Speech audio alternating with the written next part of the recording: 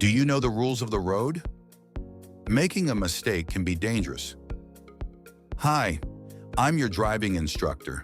Join us to learn safe driving techniques and avoid fines. Today we will practice a fundamental yet intriguing task, crossing an intersection.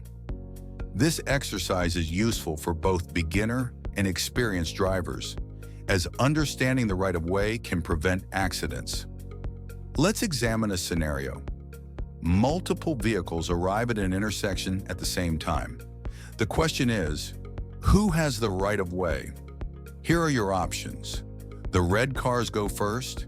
The green cars go first. All vehicles move at the same time.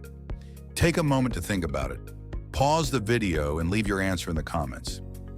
Now let's analyze the situation. In the image, we see a regulated intersection controlled by traffic signs.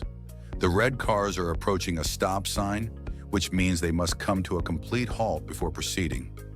According to traffic laws, any vehicle facing a stop sign must yield to cross traffic not facing a stop or yield sign. This means that the red cars must allow the green cars to pass first, even though their paths do not directly intersect. The rule is clear: vehicles at a stop sign must always yield. Additionally, there's a possibility that one of the green cars might change direction at the last second and proceed straight instead of turning. This could lead to a collision if the red cars assume they can move immediately. A similar situation was discussed on my channel recently, emphasizing the importance of cautious driving. So in this case, the correct answer is option 2. The green cars go first. Congratulations if you chose the right answer. Remember, understanding these rules helps ensure your safety on the road. I'm your driving instructor.